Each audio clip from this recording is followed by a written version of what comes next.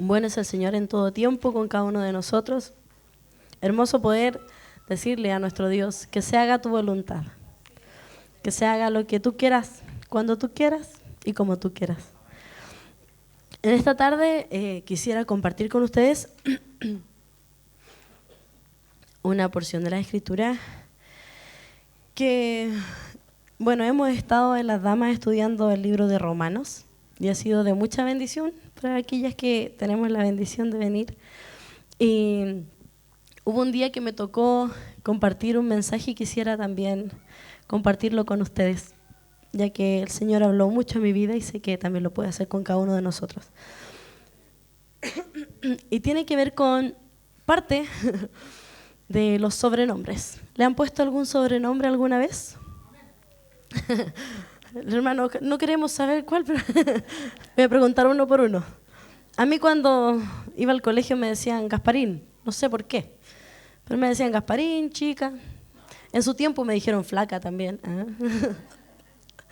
Ya no sé por qué, pero en mis mejores tiempos sí, también me dijeron así. Y hay varios sobrenombres. Yo buscaba cuáles son los sobrenombres más comunes en nuestro país.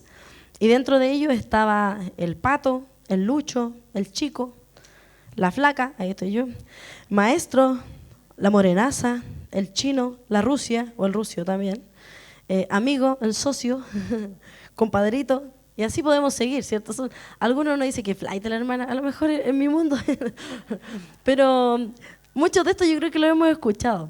Entonces, mi esposo tiene como manía, no sé, alguien le limpia los vidrios, gracias maestro, y digo, ¿por qué le decís maestro? Entonces como que tiene pegada esa palabra, a todos le pone ese sobrenombre.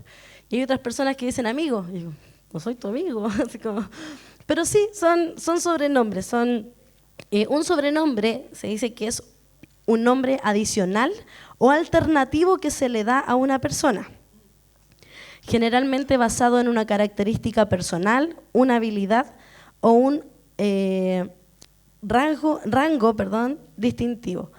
Y nosotros sabemos que a lo mejor, por lo general los niños ponen más sobrenombres quizás por características físicas, a lo mejor cuando es más grande es por algún apodo, qué sé yo. Pero sí existen estos nombres adicionales al nombre de alguien. ¿Y qué tiene que ver esto? Nada, no, sí tiene mucho que ver. ¿Y sabía usted que el Señor puso sobrenombres? Puso sobrenombres. ¿Hay un flaco? No, mentira. ¿Está el chico? No. Y quiero que veamos primero en Génesis. Vamos a ver de manera introductoria. Génesis 32, 28.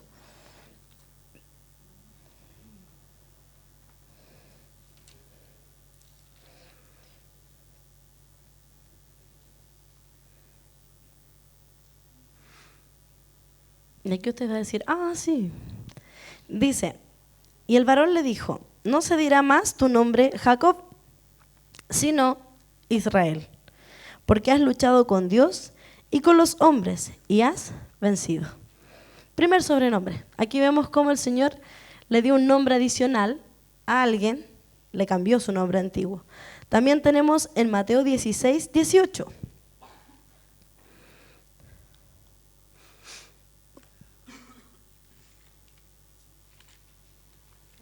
Ahí está ahí. Dice, y yo también te digo que tú eres Pedro, y sobre esta roca edificaré mi iglesia, y las puertas del Hades no prevalecerán contra ella. Aquí tenemos otro sobrenombre. De Simón fue cambiado a Pedro. Tenemos, y quería partir con esto, hay estos sobrenombres, uno de suplantador fue cambiado su nombre a que Dios lucha, o dice vencedor, has vencido. Simón se dice que significa escuchar o oído, y Pedro significa roca, un cimiento, algo fuerte. Y vemos cómo el Señor cambió estos nombres de estas personas. Pero en el libro de Romanos hay una forma particular cómo se refiere la palabra a los sobrenombres, y eso es lo que vamos a analizar en esta tarde. Y quiero invitarle al libro de Romanos, capítulo 2, del versículo 17 al 29.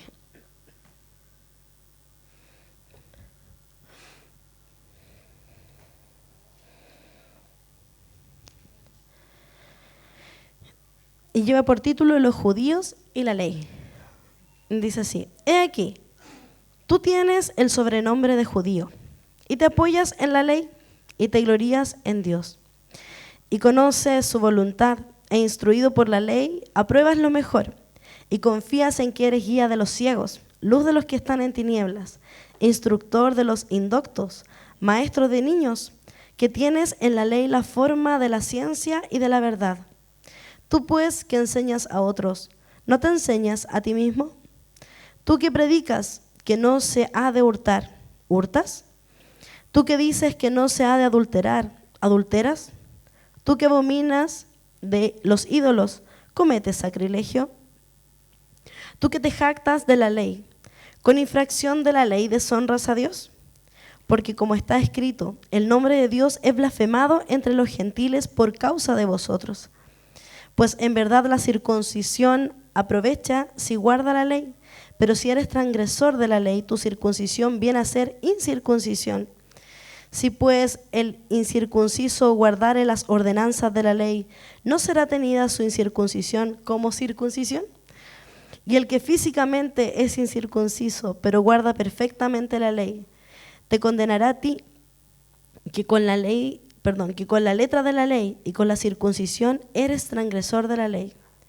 Pues no es judío el que lo es exteriormente, ni es la circuncisión la que se hace exteriormente en la carne, sino que es judío el que lo es en lo interior. Y la circuncisión es la del corazón, en espíritu, no en letra, la alabanza del cual no viene de los hombres, sino de Dios. A lo mejor ha leído esta porción y a lo mejor puede encontrarla un tanto fuerte. Yo creo que es fuerte para nosotros como cristianos. Primero partimos por el principio que esto no estaba dirigido a los gentiles, esto estaba dirigido al pueblo de Dios. Y estaba dirigido a aquellos que están constantemente, a aquellos que pertenecían a una congregación, a aquellos que eran los que sabían. Y la palabra judío aquí habla de una identidad que se adquiría por reflejar la adherencia a la ley judía, una pertenencia cultural y también reflejaba lo religioso que ellos eran. O sea, habían varias formas por qué ellos le llamaban judío, no solamente por pertenecer a una nacionalidad, sino que también tenía que ver con conocimiento, con cultura. Y no era malo serlo, para nada. Pero aquí hay una observación. Yo jugaba un poquitito con este tema del punto, la coma. Yo decía, hay una coma antes de la I. Y eso quiere decir, en ortografía muchas veces se utiliza como un pero. Entonces aquí diría, tú tienes el sobrenombre de judío, pero te apoyas en la ley, es como que hace un cuestionamiento. O sea, hay algo que se contrapone. Entonces, y aquí vemos que judío, en nuestros tiempos nosotros lo podríamos traspasar y decir, ¿qué sería ser un judío en este tiempo? Y en este tiempo sería como nosotros nos llamamos cristianos, ¿cierto? Que pertenece a una cultura, que pertenece a una nación espiritual, que pertenece a un culto, a una adoración religiosa. Entonces, nosotros nos hacemos en estos tiempos llamar cristianos y tenemos que mirarlo también de esta manera. Dice, el judío, si bien era la identificación del pueblo de Dios, se está hablando aquí que se dicen de una manera por sus cualidades, por su apariencia, pero hay una palabra que dice, tú tienes por sobrenombre, o sea, te dicen así. A ti te identifican de esta manera, te identifican como el cristiano o la cristiana. A todos nosotros nos identifican, incluso a veces, no sé si usted ha escuchado, pero hay gente que hablan el hermanito y lo dicen como en un tono burlesco. El cristianito o la cristianita, no, sí, hermano. Y entre sus gestos, su mirada y su tono de voz, uno ya sabe que lo está diciendo de una manera entre despectiva, burlesca, de todo un poco. Entonces, sabemos que ahí hay un sobrenombre que quiere decir algo más. Pero ¿por qué se les llama así? ¿Por qué se les llama judíos? ¿O por qué a nosotros nos llamarían cristianos? ¿Cuál es la parte buena en el fondo y mala podría ser? si es que fuese un sobrenombre. Y yo lo fui separando, toda esta porción, en varios puntos. Y el primero tiene que ver con el conocimiento de la ley, que está en el 17 y 18, que dice: he aquí, tú tienes el sobrenombre de judío y te apoyas en la ley y te glorías en Dios y conoces su voluntad e instruido por la ley apruebas lo mejor. Cuando habla de apoyarse en la ley, dice, o sea, lo sabes. Tú eres una de las personas que conoce muchos versículos. Yo recuerdo hace mucho tiempo a alguien que era un familiar de mi esposo. Voy a hablar despacito por si me escuchan. Y me dice, así como, era la primera vez que nos conocíamos, y me dice, ¿tú cuántos versículos de la Biblia te sabes? Y yo dije, no sé. Me dice, ¿pero te sabes harto o no? Y yo, sí, le dije yo. Y ella me decía, ya, recítame el Salmo tanto. Yo. Y yo, mi memoria es un asco, pero yo lo decía así, y dentro de lo que recordaba, pero ella sabía muchos versículos. Eran muchos versículos. Me decía, ¿por qué este salmo dice esto? Y este dice esto. Y yo estaba así, ya bueno. Y era una persona que tenía mucho conocimiento. Y a veces nosotros nos espantamos ante eso o lo utilizamos como un argumento. Y aquí dice que los judíos, si bien estaban sujetos a las leyes romanas, ellos usaban la ley mosaica para resolver sus problemas, para tomar decisiones, y ellos se dirigían por las leyes. Ellos tenían leyes morales, donde encontramos los mandamientos, y eran leyes que ellos conocían muy bien, no era algo desconocido para nada. Y dice también en estos versículos, dice, tú conoces su voluntad. O sea, aquí está hablando de que judío o cristiano es aquel que se supone que lo sabe, que sabe de Dios, sabe lo que es bueno, sabe lo que es malo, sabe el por qué, tiene un conocimiento, hay una teoría que le permite a lo mejor sobresalir.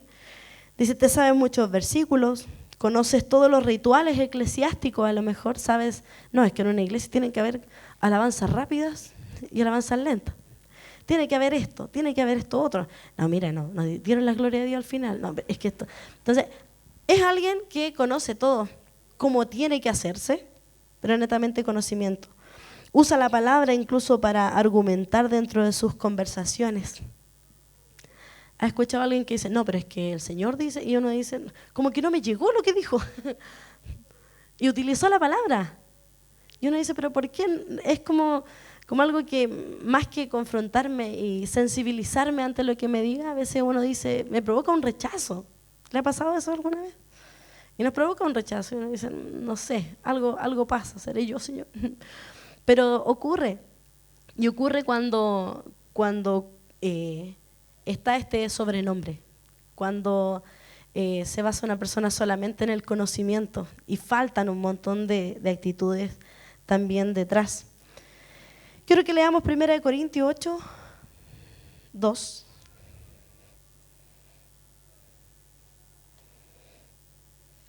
Primera Corintios 8, 2 dice, si alguno se imagina que sabe algo, aún no sabe nada como debe saberlo. Aquí también Pablo dice, o sea, si tú crees que tienes conocimiento, tranquilo, porque no es así. Solo conoces una pincelada, solo conoces una parte de lo que debiese ser. Entonces, aquí se dice, hay una identidad de judío, ¿por qué? Porque conoce la ley. ¿Es malo conocer la ley? ¿Es malo conocer de la palabra? Para nada, ¿cierto? Para nada. Es cómo utilizamos ese conocimiento. Y vamos a ir viendo también el por qué. Y en los versículos siguientes, versículos 19, 20, dice, y confías en que eres guía de los ciegos, luz de los que están en tinieblas, instructor de los indoctos, maestro de niños, que tienes en la ley la forma de la ciencia y de la verdad. Y aquí parte diciendo, confías en que haces esto. O sea, tú crees que haces esto. Tú crees o tú piensas que estás haciendo esto. Y menciona una serie de acciones y que si uno dice, uy, sí, todo eso uno lo puede hacer dentro de una congregación. Y primero habla de guía de ciegos. Y los guías de ciegos son aquellos que enseñan a aquellos que no pueden ver la verdad. Y esto tiene que ver con un conocimiento, no solamente conocimiento como teórico, teológico, sino que con el conocimiento de la salvación, con saber de que eres salvo, con aceptar a Cristo en tu corazón. Entonces un guía, estos judíos se creían o pensaban que ellos hacían esto. O sea, nosotros somos los que guiamos a los que están perdidos. Somos los que vamos y rescatamos a esta alma, mira, pobre. Y créame que hay gente cristiana que habla así de alguien que no conoce a Dios. No, mire, este está perdido, no sirve para nada. Entonces, y con una actitud arrogante, siendo que tiene más a lo mejor, pero eso más lo utiliza para menoscabar a otra persona. Y ese no es el propósito del Señor, de ser guías de ciegos. Dice, se demuestran como apoyo para quienes aparentemente están peor que uno, ¿cierto? Lo otro que habla aquí de todas las cosas que hacen estos judíos, dice que es luz, o que confían en que son luz de los que están en tinieblas. O sea, alguien que es luz en medio de las tinieblas es alguien espectacular, ¿cierto? Alguien que sobresale, alguien que no es del montón, alguien que por lo general piensa que es perfecto y que no peca como el de al lado. No, yo me equivoco, pero no como este otro. No, yo hice esto, pero no como ella. Yo a lo mejor, no sé, he pensado mal, pero no como a mí, mira cómo está. Entonces, aquellos que confían en que son luz de los que están en tinieblas son aquellos que tienen esas actitudes. O somos aquellos que a veces a lo mejor podemos tener esas actitudes, que decimos, yo estoy bien, ¿no? Yo soy cristiano, yo asisto a la iglesia, yo hago esto, otro, pero resulta que eso no lo hago para glorificar al Señor, lo hago para que los demás vean y para que éste vea que tiene que ser como yo. Y ahí caemos, igual que el otro. Tiene que ver con el yo. En Proverbios 3, del 12 al 14, también nos habla un poquitito aquí. Proverbios 30, perdón, 12, me faltó un 0. 30, del 12 al 14. Ahí sí. Dice, hay generación impía en su propia opinión, si bien no se ha limpiado de su inmundicia. Hay generación cuyos ojos son altivos y cuyos párpados están levantados en alto. Hay generación cuyos dientes son espadas y sus muelas chillidos para devorar a los pobres de la tierra y a los menesterosos de entre los hombres. Mire, habla de para devorar, o sea, aquellos que son aparentemente menos. En otra versión, yo la anoté acá, decía, hay quienes se creen perfectos, pero están llenos de pecado. Hay quienes se creen superiores y a todos miran con desprecio. Eso dice en otra versión. Entonces, hay una actitud arrogante, una actitud de superioridad en estos. Otra acción que confían los judíos que hacen, dice, maestros de indoctos, o una persona inculta, o maestro de niños. Un maestro es alguien que sencillamente enseña a otro, que a lo mejor tiene un conocimiento, pero que aquí habla de los indoctos, los niños, a lo mejor alguien que tiene menos conocimiento. Aquí habla netamente del conocimiento. Y dice, soy ejemplo para los que vienen, soy ejemplo para todos estos niños, ¿no? Este hermanito es nuevo, yo voy a ser su guía. Y no es malo, pero depende de la actitud de nuestro corazón en que lo hagamos. Dice, o me fijo en los errores de los más pequeños. Me fijo solamente en los errores y digo, no, pero es que tú tienes que ser como yo. El otro día me pasó con mi hija que llegó con varias pruebas. Algunas eran coeficiente 2 y había una que no. Pero yo le voy a contar por qué me enojé. Todo comenzó a principio de mes, que tenía que leer un libro, el libro del mes. Se lo compré, buena madre. Adivine qué hizo. Lo perdió. Y el libro era largo. Como a la segunda semana, ¿encontraste el libro? Se me olvidó preguntar. No importa, hija, yo soy paciente, búsquelo nomás. Terminó la segunda semana, venía la tercera semana, el libro, se lo compré de nuevo yo, ya, por si no lo encuentra, nunca lo buscó. Se lo compré. Llegó el día de la prueba, el día antes. Le pregunté, hija, ¿leíste el libro? Adivine qué me respondió. No, mami. Yo la amaba con todo mi corazón.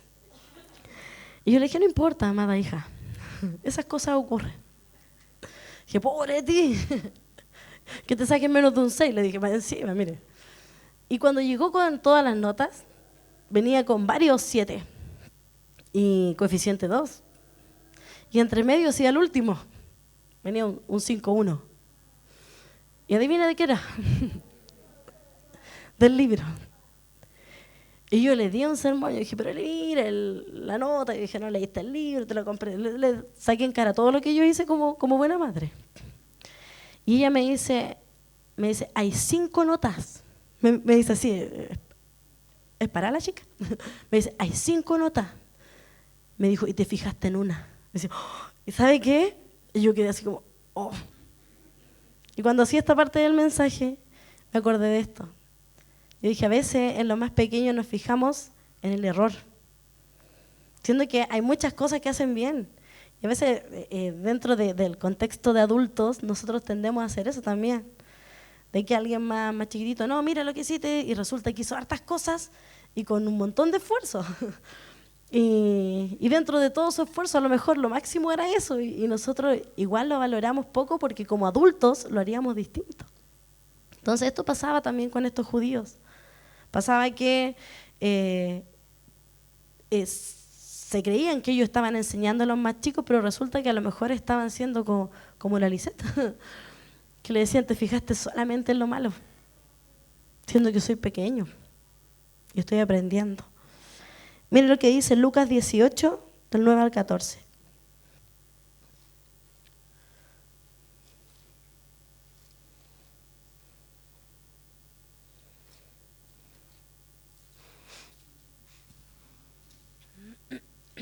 Dice, y unos que confiaban en sí mismos como justos y menospreciaban a los otros. Dijo también esta parábola. 2 hombres subieron al templo a orar, uno era fariseo y el otro publicano. El fariseo puesto en pie oraba consigo mismo de esta manera. Dios, te doy gracias porque no soy como los otros hombres, ladrones, injustos, adúlteros, ni aun como este publicano. Ayuno 2 veces a la semana, doy diezmo de todo lo que gano.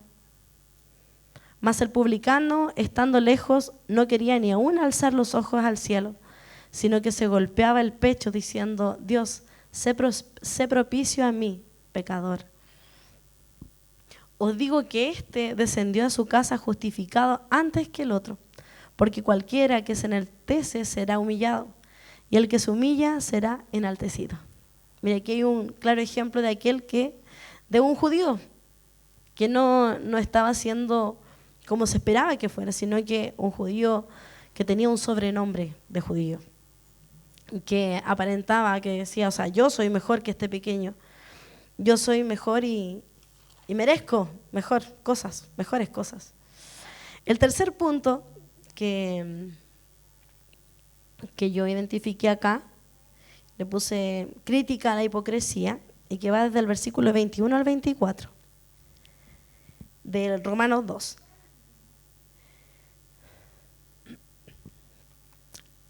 Dice, tú pues que enseñas a otro, ¿no te enseñas a ti mismo?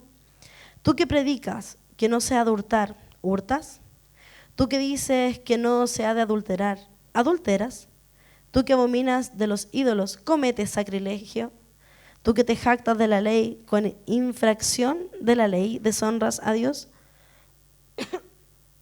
Porque como está escrito, el nombre de Dios es blasfemado entre los gentiles por causa de vosotros. Aquí se hace una crítica a la hipocresía. O sea,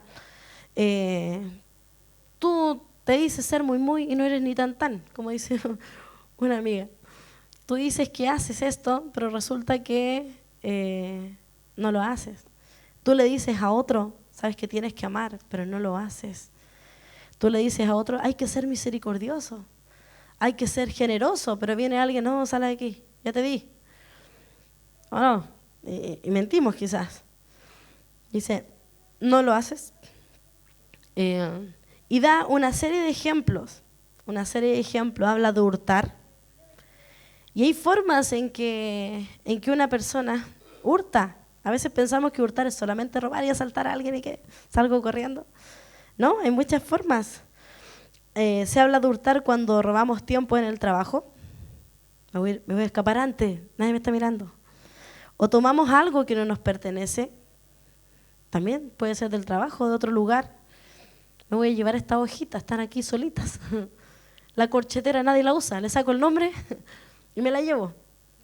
Sin que nadie sepa, eso es una forma de hurtar. Un hurto moral que inventamos enfermedades. No, estoy enfermo hoy día, no. Y tosemos o simplemente desaparecemos. No, que quede sin internet. O como los niños que no, es que inventan cualquier cosa chistosa a veces. O damos falso testimonio, también es una forma de hurto moral. Ocultar o exagerar información, también estamos robando algo. No pagar deudas, debía, ¿no? Pero no, es que no tengo. A veces es mejor ir y sabes que no tengo. No tengo, y ser sincero, decir, no tengo en estos momentos, no pude organizarme para pagarte, que quedar debiendo y hacernos los lesos, no lo veo más, no voy más para allá. Mejor ni lo miro o ni la miro. O también aprovecharse de la generosidad de otras personas.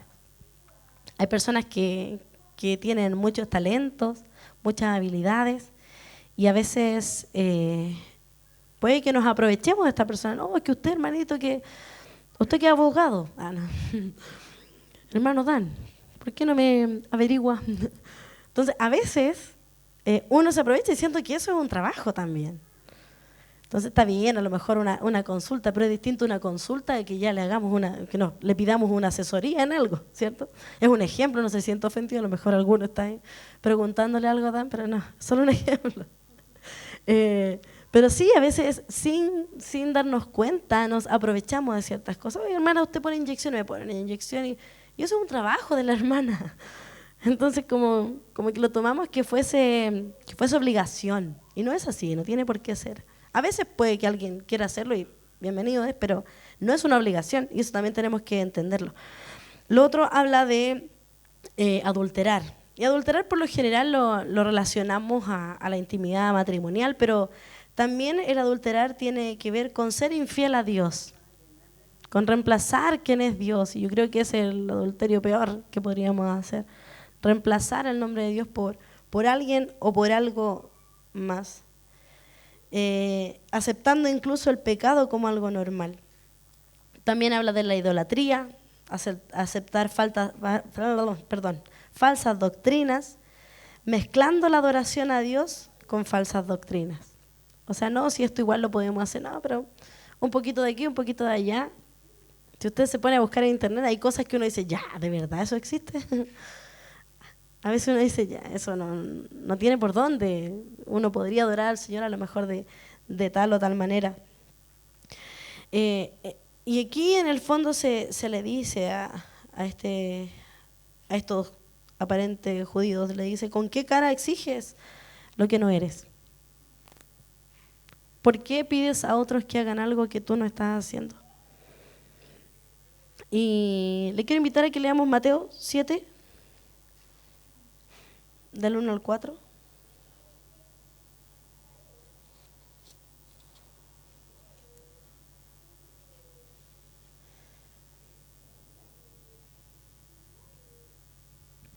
Dice, no juzguéis para que no seáis juzgados, porque con el juicio con que juzgáis seréis juzgados, y con la medida con que medís os será medido.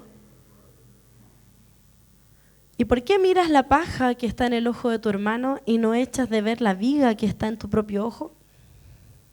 ¿O cómo dirás a tu hermano, déjame sacar la paja de tu ojo y aquí la viga en el ojo tuyo? Entonces, a lo mejor esto ya lo habíamos leído muchas veces, pero es un recordatorio. O sea, ¿cómo podemos pedir a alguien, no robes, no mates, no tengas ídolos, no adulteres? O más que el no decirle a alguien, haz esto otro, y nosotros no lo hacemos. Y dice en el versículo 24 que el nombre de Dios es blasfemado O sea, uno de los significados de blasfemia tiene que ver con una maldición, o sea, es maldito el nombre de Dios por culpa de una actitud de esa manera, por alguien que dice algo y que no lo hace, es decir, alguien que solo tiene un sobrenombre de cristiano. Y el último punto tiene que ver con la circuncisión, que al momento de leerlo es como un poco enredado, pero después de que uno lo lee varias veces como que se entiende más. Y habla de que la incircuncisión es un ritual que se hacía a los niños judíos a los 8 días de nacido como señal de un pacto con Dios. Una persona circuncidada refleja una transformación interna y genuina en cuanto a su relación y devoción a Dios.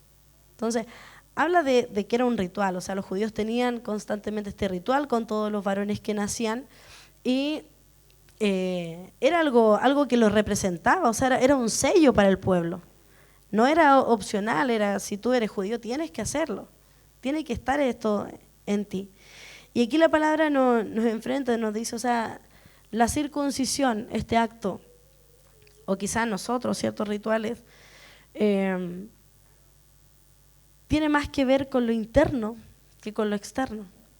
Tiene más que ver con nuestro corazón que con lo que nosotros podamos demostrar de manera externa. A lo mejor yo creo que la mayoría nos bautizamos, la mayoría levantamos nuestras manos al cantar, pero a lo mejor estoy cantando y estoy pensando, ya mañana tengo que llegar y que tengo un prueba con usted no sabe, a lo mejor estoy haciendo eso. Y usted también sabe de sí mismo cuando nuestra mente va para otro lado. Y yo sé que para todos es una lucha eso, el hecho de estar pensando en otras cosas, pero cuando ya se hace costumbre y es solamente la apariencia, ahí caemos en otra cosa. Dice, la transformación de alguien circuncidado debe reflejarse en su carácter y pensamiento. Por ejemplo, en la obediencia a Dios, en la pureza de sus pensamientos y la pureza también de sus palabras, de lo que ve, en la sinceridad, que no es lo mismo que ser desubicado o desubicada. Ser sincero tiene que ver también con el amor, con la compasión. En la humildad, una persona circuncidada también se nota en el arrepentimiento, en esa actitud del corazón por querer ser mejor y por hacerlo también. En una persona íntegra, en una persona que tiene una devoción a la palabra de Dios. Y aquí podemos ver cómo se hace este llamado de atención. Yo creo que todos nosotros, si el Señor nos tuviera que poner un sobrenombre que no sea el de judío o de cristianita o cristianito, que el Señor no nos diga de esa manera, ¿cierto? Como alguien que aparenta ser algo que no es, sino que sea a lo mejor como fue con Jacob, con Israel, le cambió a Israel con un nombre poderoso, como lo hizo con Pedro, que es una roca. Todos nosotros tenemos un nombre importante y especial para el Señor. Yo pensaba en esto y decía, Señor, tú nos identificas y a lo mejor para el Señor yo no soy Lisette. No lo sé, la verdad. Pero quizás cada uno de nosotros el Señor nos dice de una manera especial por una característica, una cualidad de nosotros. Y que esa cualidad sea verdadera, que eso represente lo que es realmente ser un cristiano. Porque no queremos que el Señor nos diga, mira, tú que crees, te crees que haces esto, tú que te jactas de esto otro, sino que el Señor nos diga, sí, lo has hecho, lo has hecho. Y esto es una invitación, mi hermano. ¿Qué debemos hacer para poder reflejar que tenemos el nombre de cristiano, no un sobrenombre? Le invito a que pueda reflexionar en esto y cierre sus ojitos y vamos a orar al Señor. Bendito Señor.